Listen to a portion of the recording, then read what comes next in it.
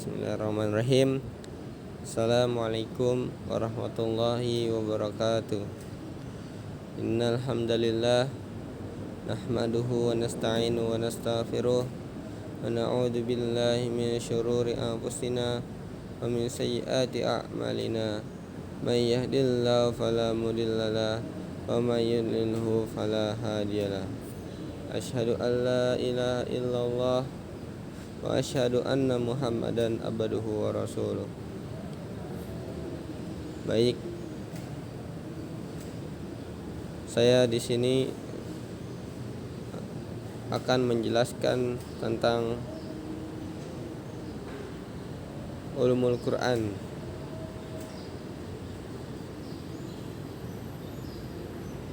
Sebagai untuk tugas UAS Ulumul Quran Prodi Ilmu Al-Quran dan Tafsir Fakultas Agama Islam atas nama Afyuddin Azhar, yang diampu oleh Ustadz Dr. Ahmad Alim LCMA. Langsung saja masuk ke materi yang pertama, yaitu struktur bahasa Arab dalam nas Al-Quran. Bahasa Arab merupakan bahasa yang terikat dengan Al-Quran. Al-Quran diturunkan dengan bahasa Nabi Muhammad, yaitu bahasa Arab. Maknanya indah sehingga masyhur.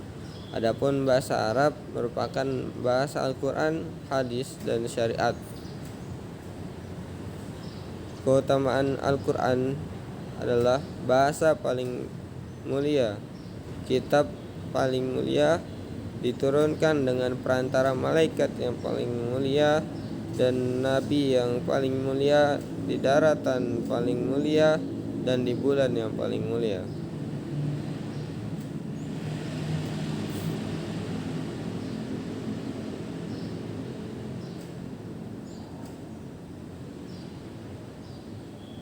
Faedah mempelajari bahasa Arab.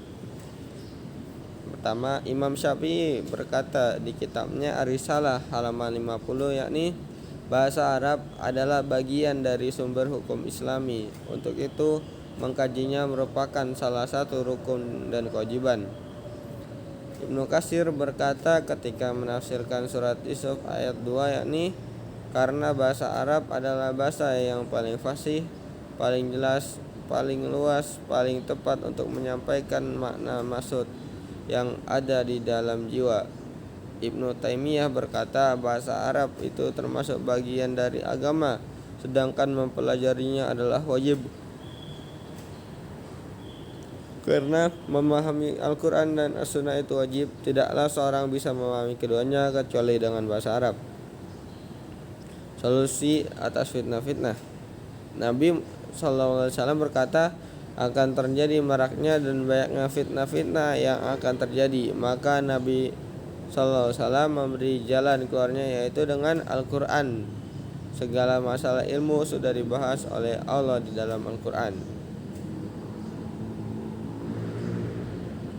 Kategori ilmu terbagi menjadi dua, yaitu yang pertama khabar yang benar, kedua empiris yang diikat dengan kehendak Allah, yang masuk ke landasan kehidupan. Imam Nawawi berkata segala apa yang diucapkan dan dijelaskan atau diputuskan oleh Nabi itu dari apa yang difahami Nabi SAW dari Al-Quran, yaitu dari Nahu. Siapa saja menghendaki suatu ilmu, maka ia harus kembali pada Al-Quran, karena di dalamnya terdapat khabar, ilmu terdahulu dan yang akan datang. Adapun bidang ilmunya, maupun itu dari bidang ekonomi,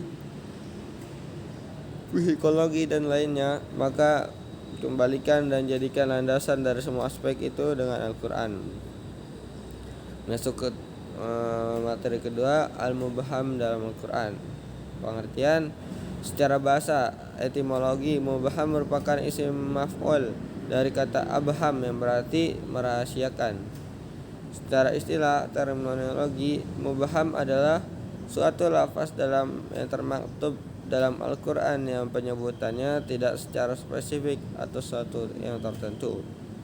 Fungsi mubham yang pertama untuk meringkas, kedua tidak terlalu manfaat, ketiga kasihan, keempat telah jelas, kelima ada di ayat lain, keenam berlaku lain, ketujuh mengagungkan, kedelapan merendahkan. Kaidah mubham tidak diperlakukan mencari hal-hal yang mubham yang telah diberitakan Allah, karena hanya Allah sendiri yang mengetahuinya. Yang kedua, pada dasarnya bahwa apa saja yang lafaznya mubham dalam Al-Quran maka tidak diperlukan berpanjang lebar untuk mengetahuinya. Tiga, ilmu mengenai mubham tergantung kepada dalil nakli saja dan tidak ada peluang bagi masuknya unsur ra'yu. Masuk ke bab ketiga, Israiliyat dalam tafsir Quran. Definisi Israiliyat. Israiliyat secara bahasa ialah bentuk jamak dari kata Israiliyah, sebuah kata yang dinisbahkan kepada Nabi Yakub alaihissalam yang memiliki nama lain Israel. Hukum meriwayatkan Israiliyat maskutun an diam, tidak membenarkan dan tidak menyalahkan. Marfud ditolak apabila kisah itu bertentangan dengan syariat Islam.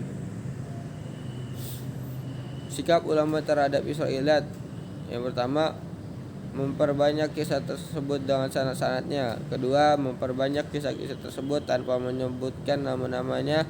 Ketiga, menyebutkan kisah-kisah Israiliyat dengan memberikan komentar dari apa yang disebutkan, apakah kisah itu dhaif atau mengingkarinya. Yang keempat, sebagian mereka ada yang berlebih-lebihan dalam menolaknya. Sikap kita: munculnya Israiliyat dalam tafsir bermula dari banyaknya orang Yahudi memeluk agama Islam, sementara mereka tidak bisa melepaskan begitu saja seluruh ajaran dan kepercayaan yang mereka anut sebelumnya. Jadi secara umum apa yang diriwayatkan dalam Israiliyat tidak memiliki faedah atau manfaat dalam agama, karena semua apa yang berkaitan dengan Israiliyat adalah bersifat tambahan yang tidak diberlakukan dalam memperbaiki keislaman kita. Adapun bertanya kepada ahli kitab tentang suatu dari perkara-perkara agama adalah haram. Masuk ke ilmu munasabat. Pengertian munasabat. Munasabat secara bahasa berarti ittisal, saling berkaitan. Muqarabah, saling mendekati.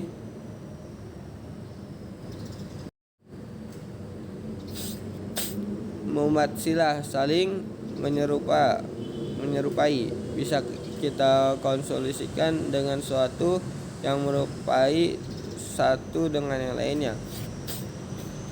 Mufasir mendefinisikan ilmu munasabat sebagai ilmu mempelajari tentang rahasia-rahasia serta alasan dalam susunan Al-Quran sehingga ada kolerasi antara satu ayat atau surat dengan yang lainnya, saling berkaitan tak terpisahkan. Pembagian munasabah. Pertama, munasabah antara satu kelompok ayat dan kelompok ayat setelahnya. Yang kedua, munasabah antara awal surat dengan akhir yang sama. Ketiga, munasabah antara nama surat dan tujuan turunnya. Marhalah atau sejarah. Hanya satu surat yang dikaji. Mencari munasabat dari surat ke surat secara totalitas dicari dengan utuh. Cara mengetahui munasabah: harus memperhatikan tujuan pembahasan suatu surat yang menjadi objek pencarian, memperhatikan uraian ayat-ayat yang sesuai dengan tujuan yang dibahas dalam surat. Ketiga, menentukan tingkatan uraian itu, apakah ada hubungannya ataukah tidak. Keempat, dalam mengambil kesimpulan, hendaknya memperhatikan ungkapan-ungkapan bahasanya dengan benar dan tidak berlebihan. Fungsi dan munasabat dapat membantu memahami adanya takwil ayat, dapat mengetahui makna Al-Quran, ijaznya menetapkan penjelasan.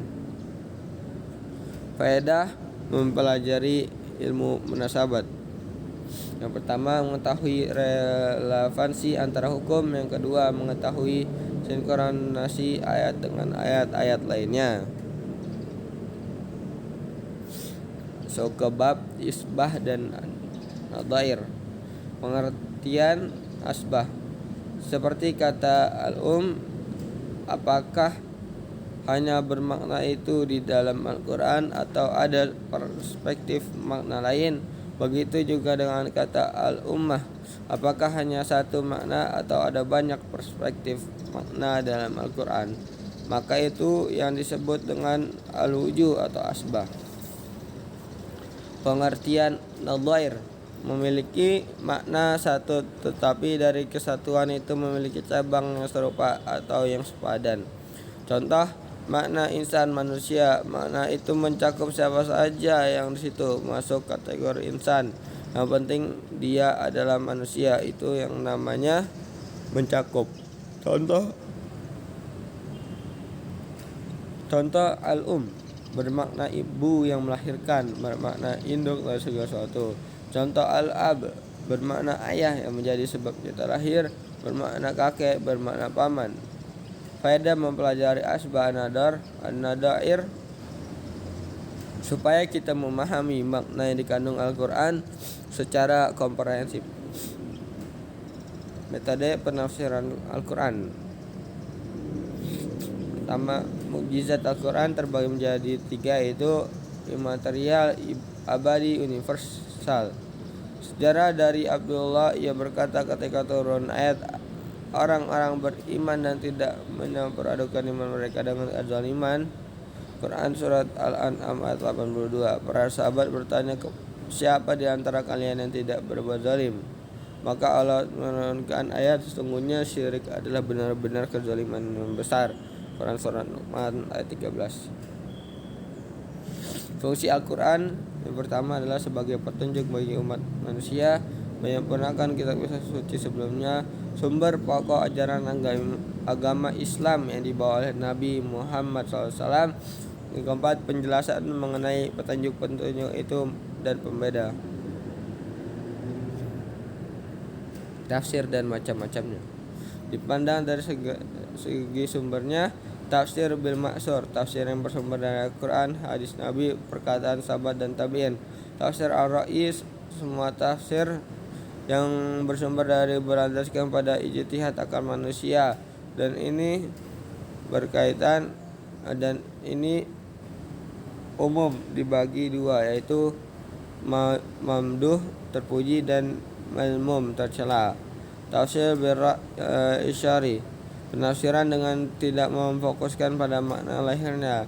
Dengan kata lain, tafsir irai adalah tafsir berdasarkan intuisi atau bisikan batin. Syarat tafsir isyari.